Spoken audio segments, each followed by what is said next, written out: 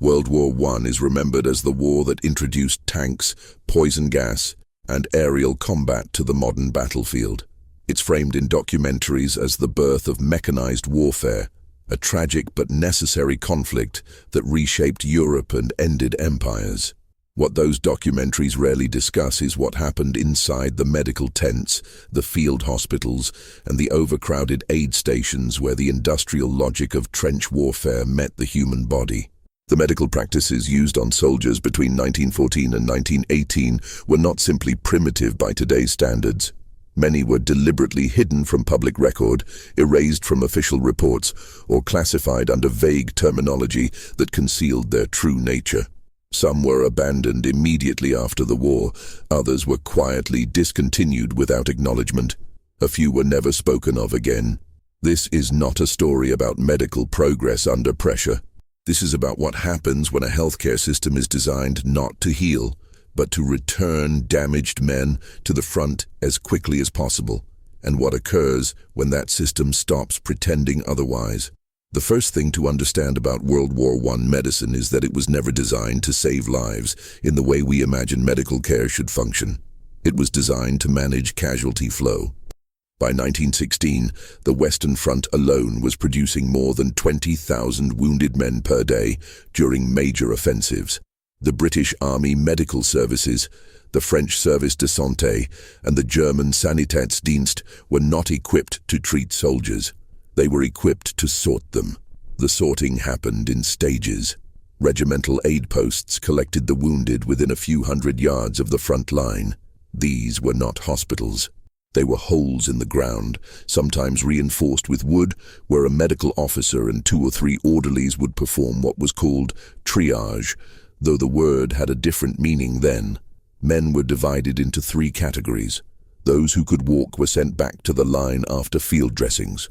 Those who might survive transport were moved to advanced dressing stations further behind the lines. Those who would not survive transport were left in place. There was a 4th category that didn't appear in the paperwork. Men whose injuries were so resource-intensive that treating them would disrupt the flow of wounded who could be returned to service. These men were sometimes given morphine, sometimes they were not. The official history of the Royal Army Medical Corps, published in 1932, describes the aid post system as a triumph of efficiency under impossible conditions. It does not describe what efficiency meant. A British medical officer stationed near Passchendaele wrote in his private diary, which was only declassified in 2008, that he was expected to process an average of 1 wounded man every 90 seconds during active shelling. He was not expected to treat them. He was expected to decide whether they would live long enough to justify evacuation. The diary describes a system where medical judgment became a form of battlefield mathematics. A man with a sucking chest wound and no exit wound was Category 3. A man with the same wound but an exit wound was Category 2. The difference was not survivability. The difference was transport capacity. If the ambulances were full, Category 2 became Category 3. The decision took less than 10 seconds. No one recorded how many men were reclassified downward because the convoy was late. One of the earliest suppressed practices involved what was officially termed immediate amputation, without anesthesia, in forward positions. The phrase appears in German medical records from 1915 and in French documents from 1916, but it was never formalized into doctrine and does not appear in post-war medical literature. The practice emerged from a logistical problem. Gangrene in the trenches spread faster than antibiotics, which did not exist yet, could theoretically prevent. Men with shrapnel wounds to the lower leg would develop gas gangrene within 18 to 36 hours. Once the infection became visible, the limb was unsalvageable. Standard procedure required evacuating the soldier to a field hospital where a surgeon could amputate under chloroform or ether. But evacuation took time. During heavy bombardments or winter conditions when roads became impassable, evacuation could take 2 to 4 days. By that point, the infection had spread into the torso, and the man was dead. Some medical officers began performing amputations at the regimental aid post.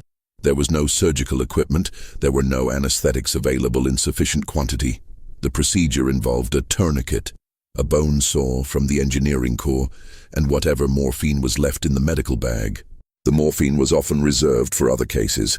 A French medical officer writing under a pseudonym in a 1923 article, later suppressed by the government, described holding a man's leg while another officer sawed through the femur. The soldier was conscious. He was held down by 4 other men. The officer wrote that the procedure took about 8 minutes. The soldier died 30 minutes later from shock, but the officer noted that his death was statistically unrelated to the amputation because it occurred after the procedure was complete. The report was filed under traumatic shock, not surgical mortality. The practice was never widespread enough to be policy, but it was common enough that multiple accounts exist across 3 different national archives. It was never formally banned because it was never formally acknowledged. After the war, medical conferences on trench medicine did not mention it. The League of Nations Health Commission did not investigate it. It simply stopped, and the men who performed it did not speak about it in public. What replaced immediate amputation was something called expectant care, which sounds more humane until you understand what it meant. Expectant care was a holding category for men whose treatment would consume resources needed for soldiers with better survival odds. These men were moved to a separate area of the field hospital, usually a tent or a corner of a barn, where they received palliative morphine and were expected to die. The category was not officially intended as a place to wait for death. It was described in British medical manuals as a space for soldiers whose condition might stabilize enough to justify intervention. In practice, stabilization was rare. A British nurse who worked in a casualty clearing station near Ypres wrote in her memoir, which was privately published in 1964 and never reprinted, that the expectant ward was where men were sent when the surgeons had already decided they would not operate. She described soldiers with abdominal wounds lying on stretchers for up to 3 days, conscious and aware, receiving no treatment except morphine injections every 4 to 6 hours. Some asked why they were not being taken to surgery. The nurses were instructed to tell them that surgery was scheduled, but that the operating theater was currently occupied. This was true. The theater was occupied with men whose injuries were less severe. The expectant category created a secondary problem that the medical corps did not publicly address until after the war, and even then only in classified internal reports. Men in expectant care did not always die quickly. Some lingered for 5 to 7 days. During that time, they occupied bed space, consumed morphine, and required nursing attention. In a system designed for rapid throughput, this was inefficient. A solution emerged in some field hospitals that was never written into official policy, but appears in enough fragmentary records to confirm its use. Morphine overdose as a form of unofficial euthanasia. The practice hinged on plausible deniability. A soldier in extreme pain could justifiably receive multiple morphine injections. If those injections were administered close together, respiratory failure was a known risk. The line between pain management and fatal overdose was a matter of dosage and timing, and neither was strictly monitored in forward medical units where record-keeping was minimal. A Canadian medical officer mentioned the practice in a letter to a colleague in 1919. The letter was discovered in a private collection in 1998. He wrote that it was understood among the nursing staff that certain soldiers would receive their final dose earlier than scheduled if their suffering became unmanageable or if bed space was urgently needed. He did not describe this as murder. He described it as kindness constrained by practicality. The letter was never investigated because the officer died in 1921, and the nurse he mentioned was never identified. There is no way to know how often this occurred. Morphine logs from field hospitals were not systematically preserved, and the logs that do exist do not record individual dosages. What is clear from the records that survived is that morphine supply was chronically inadequate and that allocation decisions were made at the discretion of individual medical officers with no oversight. Some units ran out entirely. Others maintained stockpiles by restricting use. The restrictions were not based on medical need, they were based on anticipated casualty rates for upcoming operations. In preparation for the Somme offensive, British medical units were issued additional morphine in June 1916. The morphine was not distributed to the aid posts. It was held in reserve at the casualty clearing stations because planners expected the volume of wounded to exceed the capacity to treat them, and morphine was understood to be the only tool available for managing mass suffering when surgery was not an option. The reserve stockpiles were depleted within the first 72 hours of the offensive. After that, there was no system in place to resupply. Some units received additional shipments within a week. Others went without for nearly a month. During that gap, there are documented cases of soldiers with severe wounds receiving no pain relief at all. A British chaplain stationed near Albert wrote in his diary that he witnessed men with abdominal wounds screaming continuously for hours because there was no morphine available and no alternative analgesic in stock. He asked the medical officer why the men could not be sedated. The officer told him sedation required drugs they did not have. The chaplain asked if there was any other method to relieve their suffering. The officer did not answer. What the chaplain did not know, because it was not explained to non-medical personnel, was that some field hospitals had begun using chloroform not as an anesthetic, but as a sedative for men who could not be treated. Chloroform in surgical doses induces unconsciousness. In lower doses, it produces a semi-conscious state where pain is still felt, but not processed coherently. The practice involved placing a chloroform-soaked cloth over the face of a dying soldier to keep him quiet. This was not anesthesia. The soldier was not being prepared for surgery. He was being chemically restrained so that his screaming would not disturb the other wounded or demoralize the staff. The cloth was reapplied as needed, sometimes for days, until the soldier died. The method appears in a small number of German and Austrian medical records, always described in passive language. The phrase used most often was "patient was kept comfortable," which in context meant the patient was kept unconscious or semi-conscious until death. The practice was inconsistent. Some hospitals used it, others did not. There was no policy governing its use because there was no formal acknowledgment that it was happening. After the war, chloroform fell out of favor as an anesthetic due to its toxicity and the availability of safer alternatives. The use of chloroform as a terminal sedative was never discussed in post-war medical literature. It was not banned. It was simply never mentioned again. The deeper you move into the medical records of World War I, the more you notice that certain terms appear frequently but are never defined. One of those terms is surgical shock. In modern medicine, shock refers to a specific set of physiological conditions related to blood pressure and organ perfusion.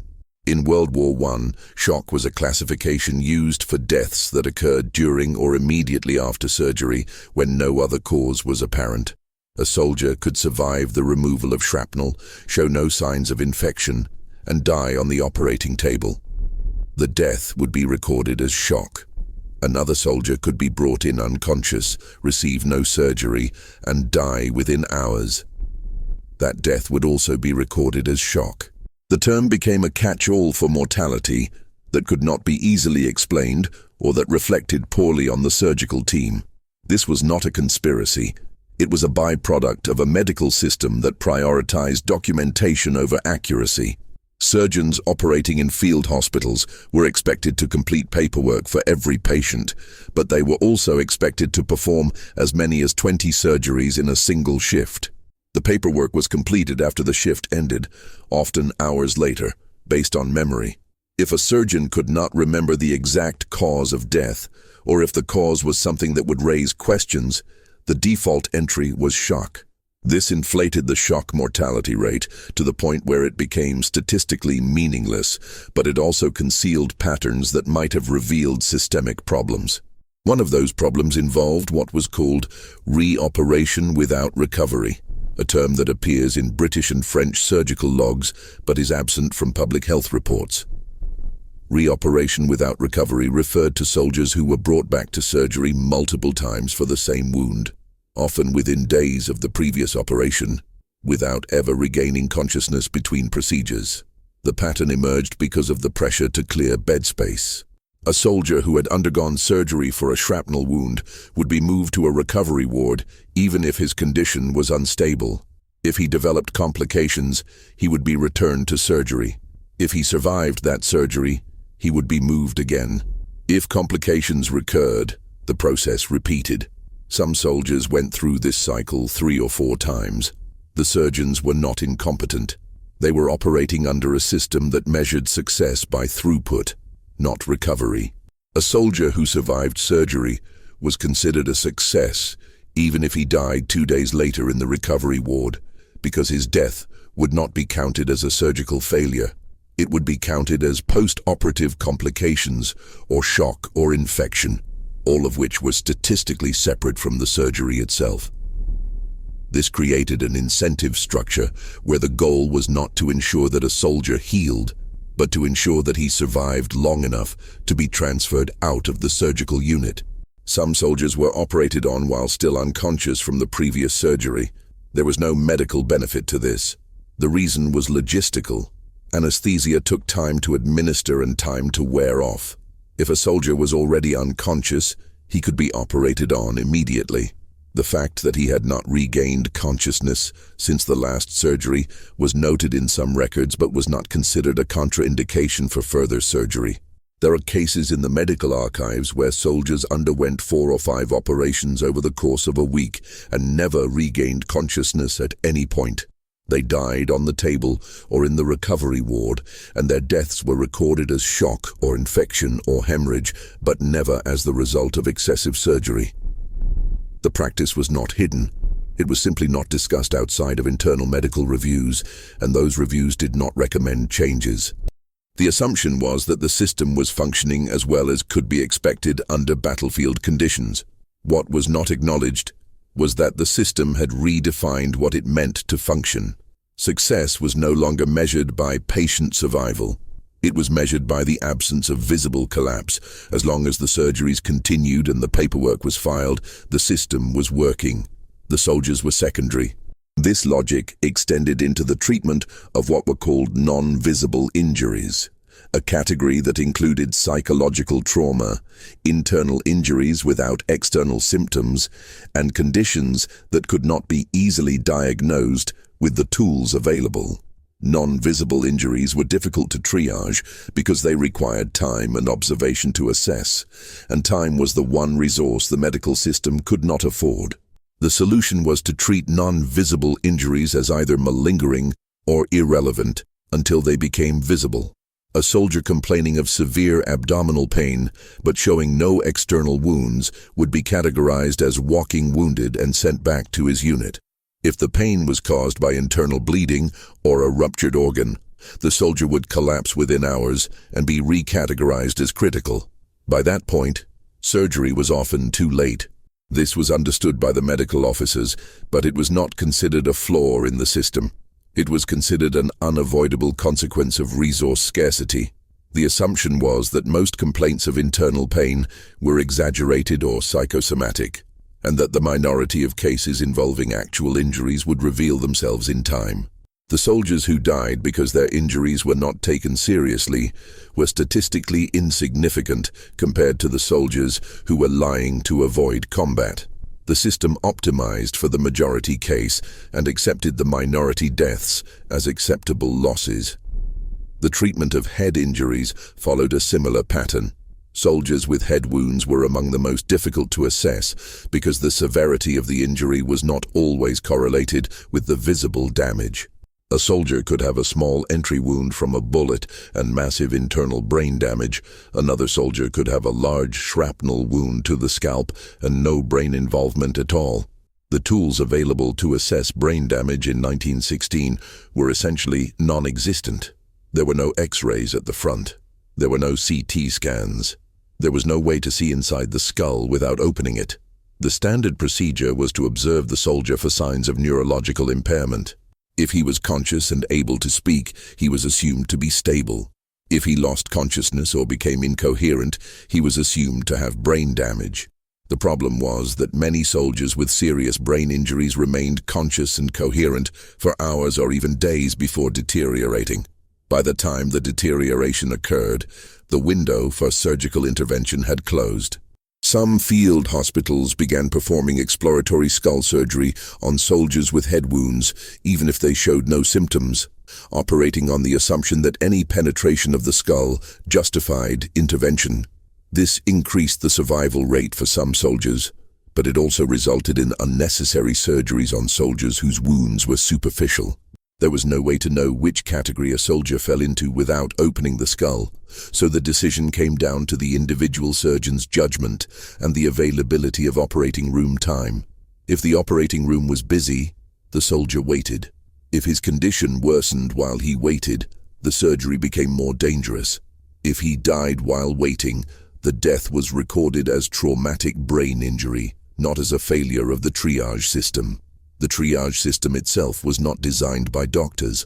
It was designed by logistics officers who had no medical training, but were responsible for managing the flow of wounded from the front to the rear. The system prioritized speed over accuracy, because speed was measurable and accuracy was not. A logistics officer could track how many wounded men were evacuated per hour. He could not track how many of those men received appropriate care. The result was a system that optimized for the wrong variable. Ambulances were dispatched based on capacity, not need. If an ambulance could hold 12 men, it would not leave until it had 12 men, even if some of those men had been waiting for hours and their conditions were deteriorating. The logic was that sending a half-empty ambulance was inefficient. The cost of that efficiency was paid by the soldiers who died waiting for the ambulance to fill. This was understood by the ambulance drivers, many of whom were volunteers with no military training, but they had no authority to override the dispatch system. Some drivers began ignoring the capacity rules and leaving with fewer than 12 men. But this created conflicts with the logistics officers who were trying to manage the overall evacuation flow. The conflicts were resolved by reinforcing the capacity rules and disciplining drivers who violated them. Efficiency was more important than individual lives. The same logic applied to the allocation of hospital beds. Field hospitals operated at or above capacity for most of the war. There were never enough beds for the number of wounded, so beds were assigned based on a priority system that ranked soldiers by their likelihood of returning to combat. A soldier with a leg wound that would heal in 6 weeks was higher priority than a soldier with a chest wound that would require months of recovery. The soldier with the chest wound would be transferred to a hospital further from the front, where bed space was less critical. The problem was that the transfer itself was dangerous. Soldiers with chest wounds were at high risk of complications during transport, and the roads between the front and the rear hospitals were often under artillery fire. Some soldiers died in transit. Their deaths were recorded as killed in action, not as medical failures, because they died outside the hospital system. This created a statistical blind spot where the true cost of the bed allocation system was invisible. The system appeared to be working because the field hospitals maintained high turnover and low mortality rates. What the statistics did not show was that the mortality had been displaced onto the roads and the rear hospitals, where it was no longer counted as a field hospital problem. There was another category of soldier that the medical system struggled to process. Men who were wounded in ways that left them physically intact, but functionally incapacitated. The most common example was blast exposure.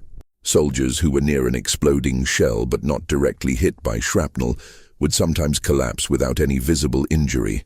They would be unconscious or disoriented, unable to stand or speak coherently, but with no bleeding and no broken bones. The medical term for this was shell shock, though the term was not formally defined and meant different things to different doctors.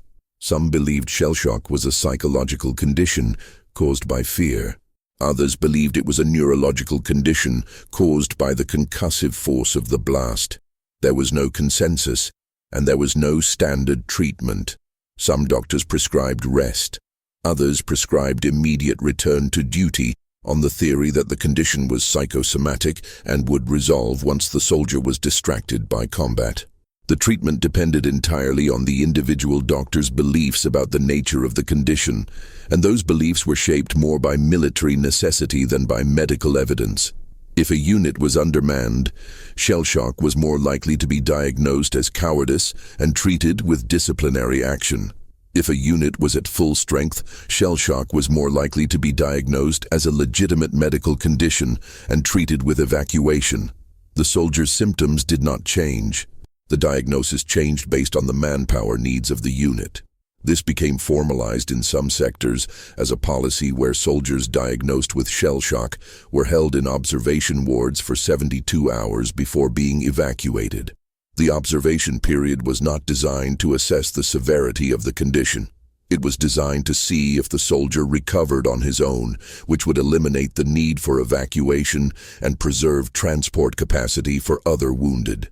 If the soldier did not recover within 72 hours, he would be evacuated, but by that point, many soldiers with serious neurological damage had deteriorated beyond the point where treatment was effective. The 72-hour rule was never publicly defended because it was never publicly announced. It appears in internal memos and medical logs, but not in official policy documents. After the war, shell shock became a major point of controversy, and the observation ward policy was quietly erased from the record. The doctors who implemented it did not face any consequences because the policy had never officially existed. What did exist, and what was extensively documented, was the use of electric shock therapy as a treatment for shell shock and other psychological conditions. The therapy was based on the theory that psychological trauma was a form of hysteria that could be disrupted by applying electrical current to the body. The procedure involved attaching electrodes to the soldier's head or spine and delivering shocks at varying intensities until the soldier's symptoms subsided or until the doctor decided the treatment was not working. The intensity of the shocks was not standardized. Some doctors used low-voltage currents that produced a tingling sensation. Others used currents strong enough to cause convulsions. The treatment was painful. Soldiers described it as being worse than the symptoms it was supposed to cure. Some refused the treatment and were court-martialed for disobeying medical orders. Others submitted to the treatment and reported no improvement. A small number reported that their symptoms worsened. The therapy was popular among military doctors because it produced rapid results.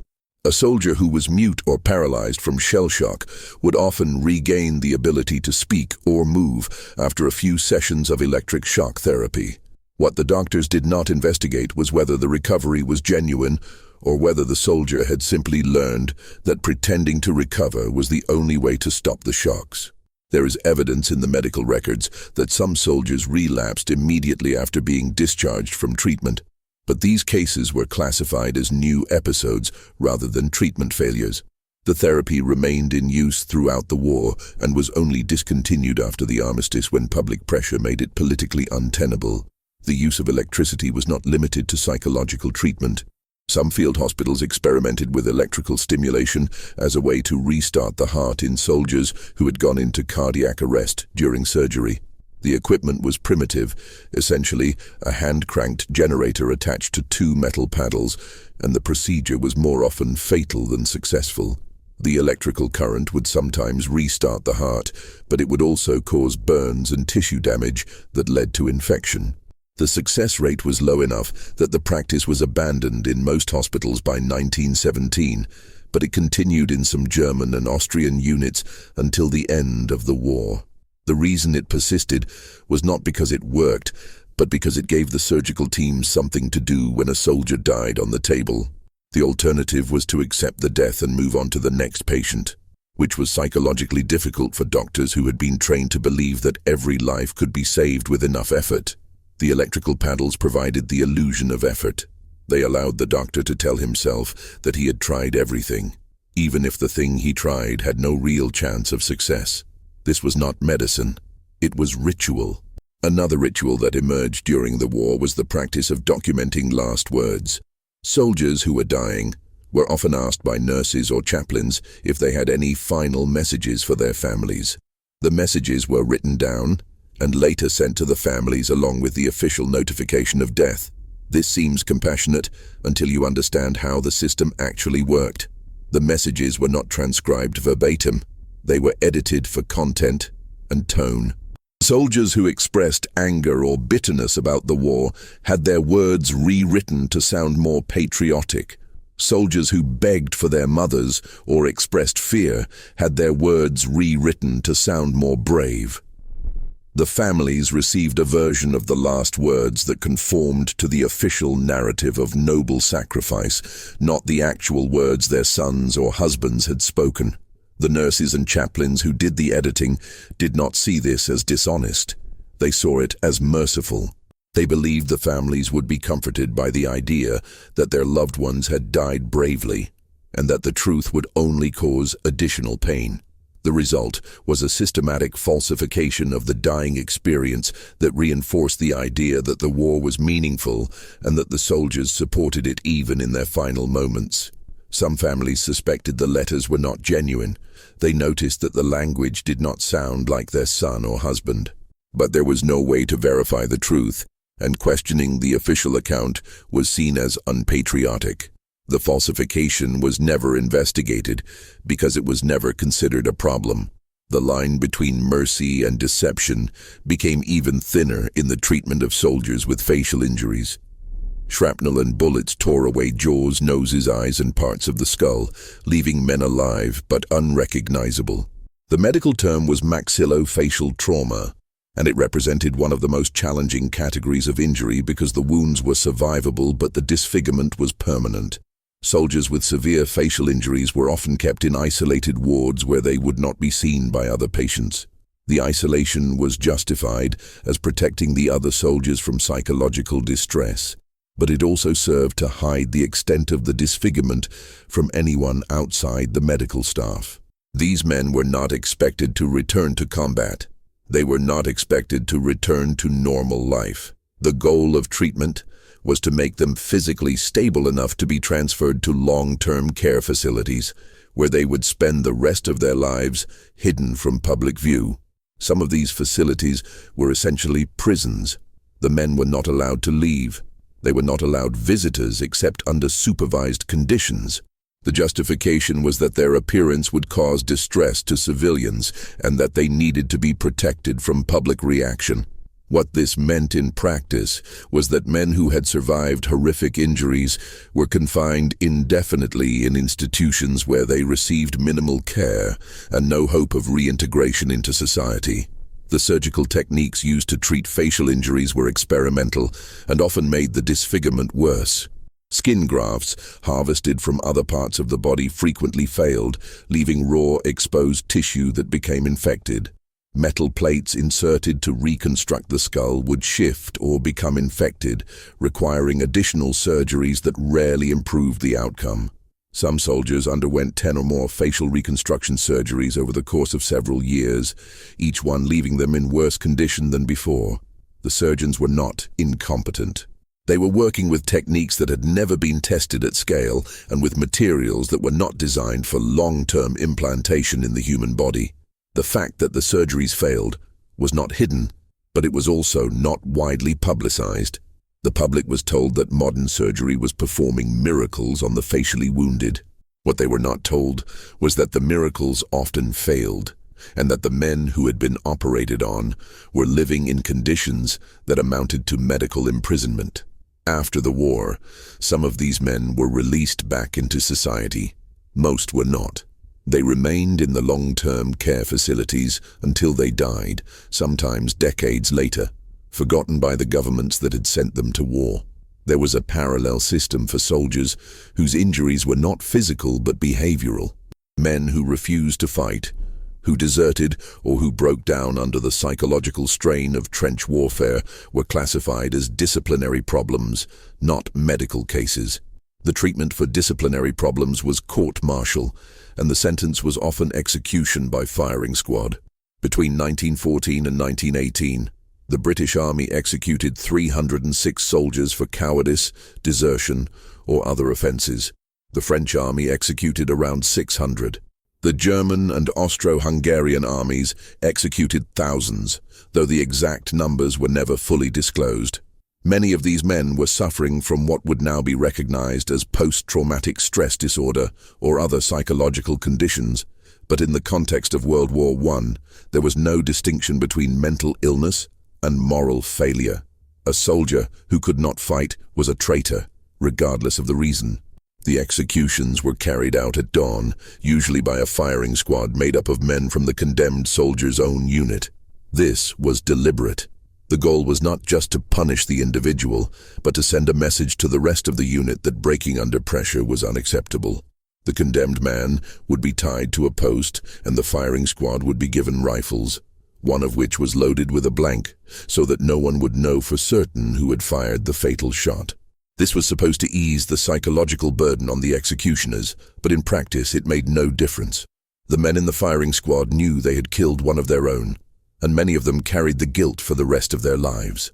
What is less well known is that some of the men executed for cowardice or desertion were not given trials that met even the minimal standards of military justice. Some were convicted based on the testimony of a single officer. Others were convicted without being allowed to present a defense. A few were executed within hours of being accused, with no formal court-martial at all. These summary executions were illegal even under wartime military law, but they were justified as necessary to maintain discipline during active combat. The justification was accepted by the chain of command, and no one was ever prosecuted for carrying them out. After the war, the families of executed soldiers were not told the truth about how their sons or husbands had died. They were told that the soldier had been killed in action. The executions were classified, and the records were sealed for decades.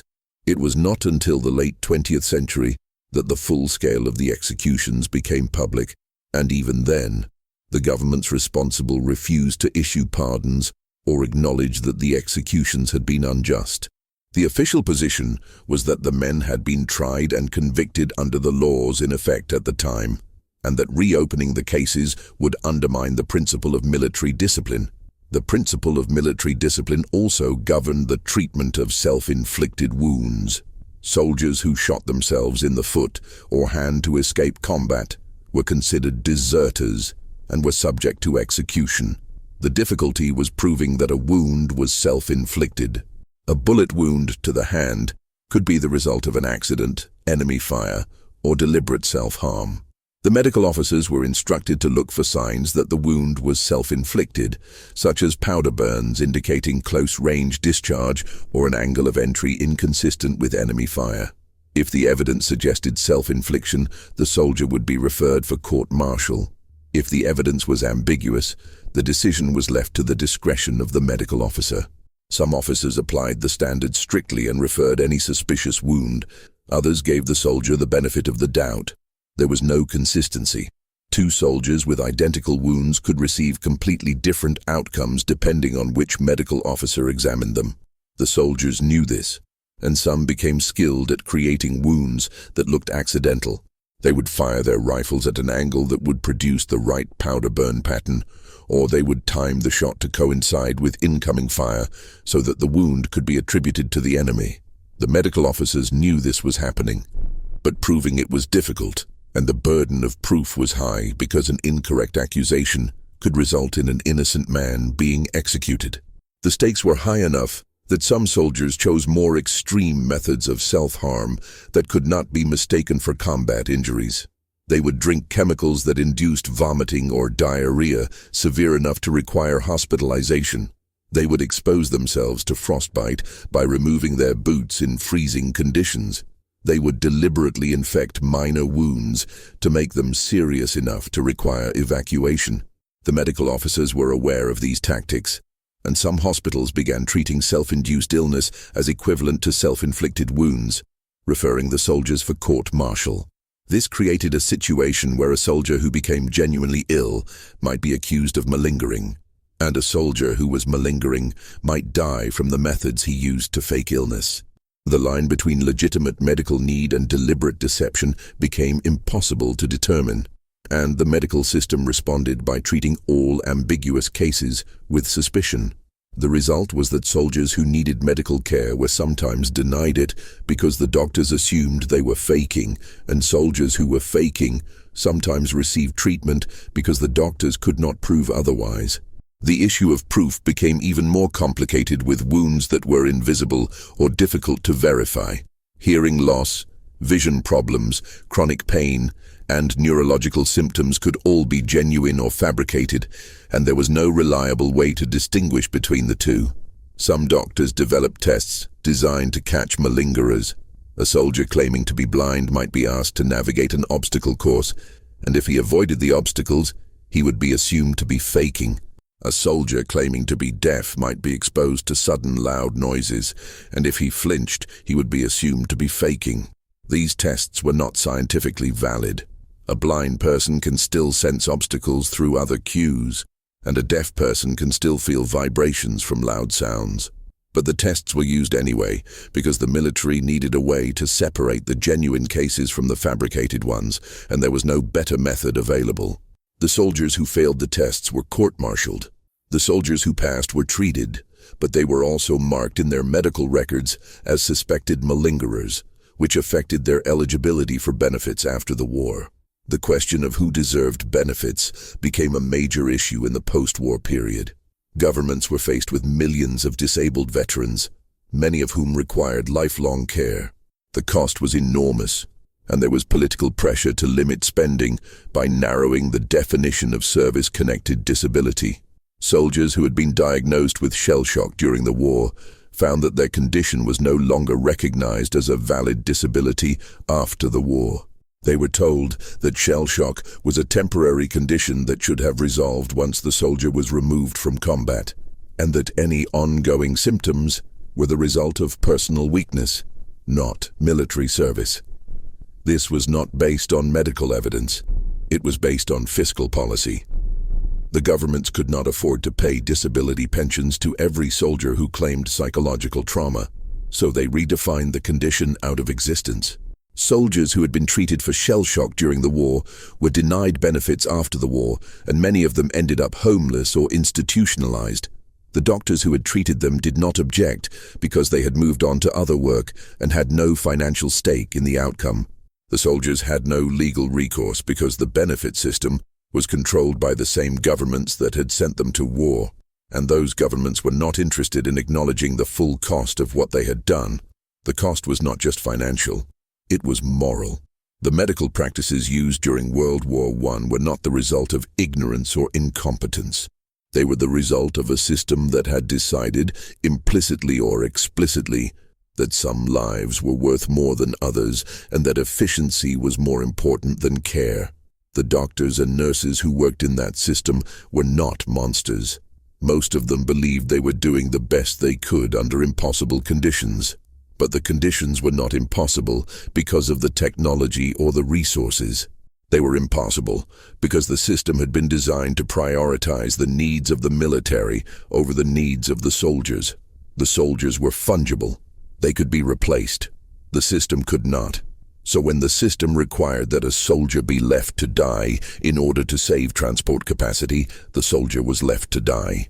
When the system required that a soldier be subjected to painful and ineffective treatment in order to maintain the illusion of medical progress, the soldier was subjected to the treatment.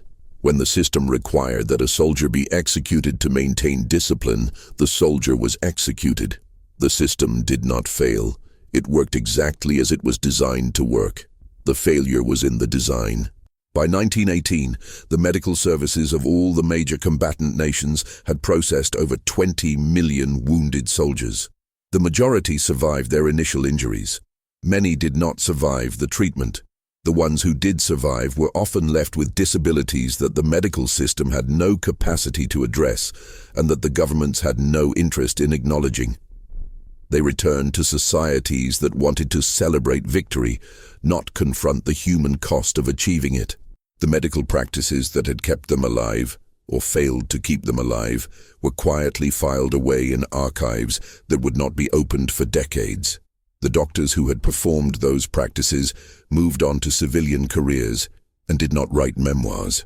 The soldiers who had experienced them did not have the language or the platform to describe what had been done to them. The war ended, but the silence around its medical reality continued. The practices were not banned because they were never officially acknowledged. They simply stopped being used, and the institutional memory of why they had been used in the first place faded until it was gone.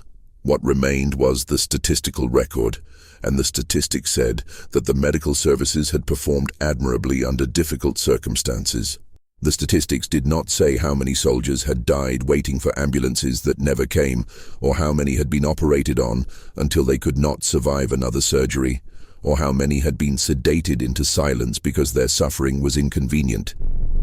The statistics did not record the decisions that had been made in the aid posts and the field hospitals and the observation wards, where efficiency had replaced ethics and survival had become a matter of logistics rather than medicine. Those decisions were not documented because they were not considered decisions. They were simply how the system worked. And the system worked in its own terms until the war ended and the need for it disappeared. Then it was dismantled, and the parts were scattered, and no one was ever held accountable for what it had done. The soldiers who had passed through it were left to make sense of what had happened to them, and most of them never did. They carried the experience in silence until they died, and the silence became part of the historical record, as permanent and unmovable as the numbers in the casualty reports. World War I killed approximately 20 million people. It wounded approximately 21 million more. The medical system designed to treat those wounded was not designed to heal them. It was designed to manage them. And it did.